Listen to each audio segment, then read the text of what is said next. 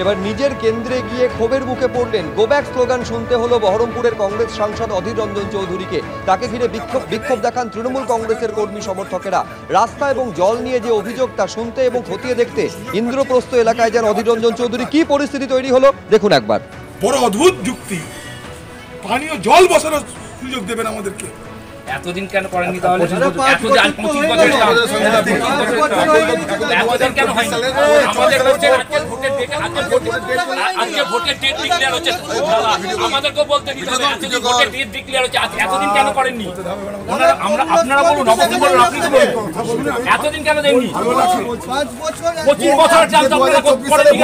এই কারণে ভোটের জন্য এখানে আইওয়াস রাজনীতি চলছে। আইওয়াসের রাজনীতি করতে দিব না, দিচ্ছি না।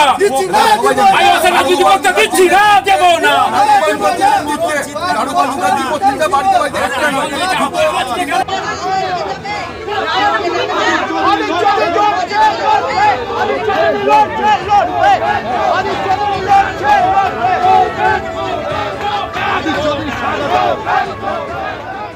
আমি তো মানুষের কাছে গেছি তাদের সমস্যা সমাধানের ব্যবস্থা করতে। সেখানটায় পচা জলের দুর্গন্ধে দাঁড়িয়ে থাকা যাচ্ছে না।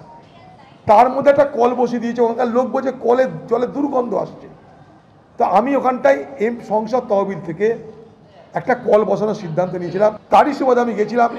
তার মধ্যে হঠাৎ দেখছি 3-4টে কোথাও তৃণমূলের চোরটা পরে চলে এসছে, এসে স্লোগান দিচ্ছে অধীর চৌধুরী গো ব্যাক। তাহলে ভাই তোমাদের বক্তব্যটা কি তাও তারা বলছে না? শিখিয়ে দিয়েছে পুতুলকে, যেমন শিখিয়ে দিয়েছে পুতুল তেমন গান নাচছে। বড় দুর্ভাগ্য। কোনো চিৎকার চেঁচামেচিতে এই বহরমপুর শহরে একটা ভোট আমি রিগিং করতে দেব না। প্রশাসনকে এবং তৃণমূলের নেতাদের চ্যালেঞ্জ।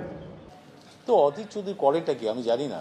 সেটা হচ্ছে অধীর চৌধুরীর কাজ তো হচ্ছে এখানে সিপিএম এর সাথে বিজেপির কিছু অংশ বিজেপির সাথে মিলেমিশে সেই মমতা বন্দ্যোপাধ্যায়ের প্রতি এই যে ডেভেলপমেন্ট মমতা বন্দ্যোপাধ্যায় করেছেন বিগত 12 বছরে, যে ডেভেলপমেন্টের ছোঁয়া একবারে তৃণমূল স্তর পর্যন্ত পৌঁছেছে, মানুষের কাছে পৌঁছেছে, সেগুলো প্রশংসা ওনার মুখে কোনোদিন দেখিনি। বরঞ্চ কুৎসা অপপ্রচারের মধ্যে লিপ্ত থাকেন এবং তার এলাকায় ডেভেলপমেন্ট মানুষ পায়নি বলেই এই ধরনের বিক্ষোভের সামনে তাকে পড়তে হবে।